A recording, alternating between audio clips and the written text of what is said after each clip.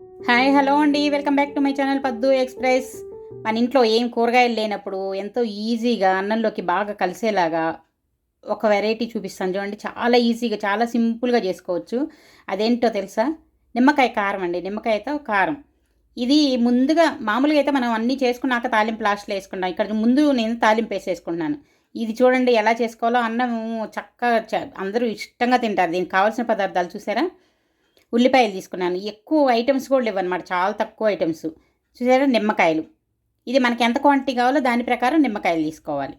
తర్వాత కరివేపాకు, ఇంకా కొత్తిమీర, ఇంకా నూనె, ఇంతేనండి. కొంచెం తాలింపు గింజలు. చాలా తక్కువ ఐటమ్స్ తోటి, అంటే మనకి ఇంట్లో ఏం కూరగాయలు లేవు అనుకోండి, అప్పటికప్పుడు ఏం చేయాలా అనుకుంటే ఇది పిల్లలు కూడా అందరూ ఇష్టపడి తింటారు. చాలా చాలా బాగుంటాయి. చూసారా? తాలింపుకి ఎండుమిరపకాయలు, అలాగే మన టేస్ట్కి తగినట్లు ఉప్పు, పసుపు, కారం, అలాగే తాలింపు గింజలు అనమాట. మినపప్పు, శనగపప్పు, ఆవాలు, జీలకర్ర. ముందుగా దీనికి ఫస్ట్ తాలింపు పెట్టుకుంటున్నాను చూడండి. ఒక ప్యాన్ పెట్టుకొని 2-3 స్పూన్లు ఆయిల్ వేసేసుకుంటున్నాను. ఆయిల్ కొంచెం వేడెక్కిన తర్వాత ముందుగా తాలింపు గింజలు వేసుకుంటున్నాను. మినపప్పు, శనగపప్పు, ఆవాలు, జీలకర్ర, అలాగే ఒక ఎండుమిరపకాయ తుంచుకొని వేసుకుంటున్నాను. ఇవి కొంచెం దోరగా వేయించుకోవాలి. చూసారా? ఇది కొద్దిగా వేగుతూ ఉండంగానే, అంటే ముందుగా ఇది నిమ్మకాయతో మనం చేస్తున్నాం కాబట్టి నిమ్మకాయ పులుపు కదా, తాలింపు వేడిగా వేసుకోకుండా చల్లారి నాకు వేసుకుంటే బాగుంటుంది. అందుకోసం ముందుగా తాలింపు చేసి పక్కన పెట్టుకుంటున్నాను. దీనిలో కొంచెం కరివేపాకును, ఇంగువ వేసుకున్నాను. చూసారా? ఇంగువ వేసుకుంటే చాలా బాగుంటుంది, టేస్ట్ బాగుంటుంది, స్మెల్ బాగుంటుంది అనమాట. కొద్దిగా పసుపు వేసుకున్నాను. తాలింపులోనే కొద్దిగా పసుపు వేసుకున్నాను. పసుపు కూడా వేసుకొని చక్కగా దీన్ని వేగిన తర్వాత కొంచెం చివరిగా కొత్తిమీర కూడా, అంటే నిమ్మకాయ దానిలో వేయకుండా ఇప్పుడు తాలింపులో వేస్తున్నాను అనమాట. చూడండి, కొత్తిమీర కూడా వేసుకొని కొంచెం దోరగా వేయించుకొని దీన్ని పక్కన తీసి పెట్టుకోవాలి. ఇప్పుడు తాలింపుని ఇది చల్లారుతూ ఉంటుంది. ఇప్పుడు ఒక గిన్నెలోకి నిమ్మకాయ పిండుకుంటున్నాను చూడండి. నిమ్మకాయలు మనకి ఎన్ని కావాలంటే అన్ని, అంటే ఎక్కువ జనం ఎంతమంది ఉన్నారు దాని ప్రకారం అనమాట. 2 కావాలంటే 2 చేసుకోవచ్చు, 4 కావాలి 4, మనకి ఇంకా ఎక్కువ మంది ఉన్నారంటే ఎక్కువ కూడా చేసుకోవచ్చు. అన్నం కూడా బాగా కలుస్తుంది చక్కగా. అన్నం కలుస్తుంది, టేస్ట్ కూడా అసలు ఇంకా వేరే ఏమి తినాలనిపించదు, ఇదే తినాలనిపిస్తుంది అనమాట. చూడండి, నిమ్మకాయని చక్కగా ఇలా పిండేసుకుంటున్నాను.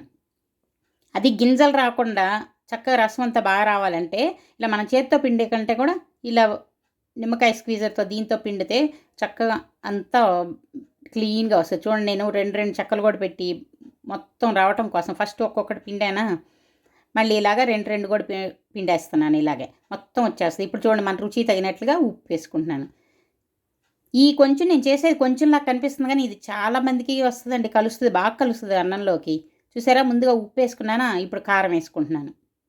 చూడండి, కారం ఇది మనం మామూలు పచ్చికారం అయినా వేసుకోవచ్చు, అలాగే మసాలా కారం అయినా వేసుకోవచ్చు అనమాట. మన కూరల్లో వేసుకునే కారం, ఏ కూరల్లో వేసుకునేది చక్కగా అందులో అన్నీ ఉంటాయి కదా దినుసులన్నీ కూడా.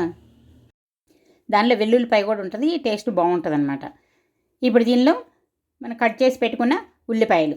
చూసారా? ఉల్లిపాయలు కూడా మనం ఎన్ని తింటామో దాని ప్రకారం, కానీ ఉల్లిపాయలు వేసుకుంటే ఎన్ని వేసుకున్నా బాగుంటుంది టేస్ట్. కొందరు అసలు ఉల్లిపాయలు వేయకుండా ఇంతే ఉప్పు కారం కలిపేసి తాలింపు వేసేసుకుంటారు. కానీ దానికంటే కూడా ఇలా ఉల్లిపాయలు వేసుకుంటే టేస్ట్ బాగుంటుంది. ఆ ఉల్లిపాయలు కూడా తగులుతూ ఉంటాయి, చాలా టేస్ట్ చాలా చాలా బాగుంటుంది అనమాట. మాకైతే ఉల్లిపాయలు వేస్తేనే ఇష్టం అండి. కొందరు మాత్రం ఉల్లిపాయలు లేకుండా ఉట్టి ప్లెయిన్గా చేసుకుంటారు. ఇలా ఉల్లిపాయలు కూడా వేసుకొని అన్నీ కలిపేసేసుకొని బాగా కలిసేలాగా చూడండి. నిమ్మకాయ ఇంకా కనిపిస్తూ ఉంది చూసారా? కావాలంటే ఇంకొంచెం ఉప్పు కారం, అంటే మీకు కనిపించకుండా ఇంకొంచెం ఉప్పు కారం ఉల్లిపాయలు కూడా ఇంకొంచెం ఎక్కువ వేసుకోవచ్చు. ఇలా ఉంటే అన్నం బాగా కలుస్తుందని నేను కొంచెం ఇంతే కలిపాను, మీరు చూసుకొని కలుపుకోండి. చూడండి, ఇప్పుడు తాలింపు చల్లారిపోయింది. తాలింపులో ఇప్పుడు ఇదేసి బాగా కలుపుకోవాలి, అంతేనండి. ఇదేం ఉడికేది లేదు ఏం, ఇంకా తాలింపు ఒక్కటే మనం స్టవ్ మీద వేసుకునేది, ఇందులో ఉడకబెట్టేది కూడా ఏం లేదనమాట. చూసారా? ఇది ఇందులో అయినా వేసి కలుపుకుంటూ ఉన్నాను. చక్కగా అంతా కలిసేలాగా బాగా కలుపుకోవాలి. ఇంతేనండి, ఏం లేదు. చాలా ఈజీగా, చాలా అసలు సింపుల్గా అయిపోతుంది. అప్పటికప్పుడు బయట నుంచి వచ్చినా కూడా మనకి ఏం చేసుకోవాలని చూడండి, ఉప్పు సరిపోయిందా లేదని ఒకసారి చూసుకొని కావాలంటే కొంచెం ఉప్పు కలుపుకోవచ్చు అనమాట.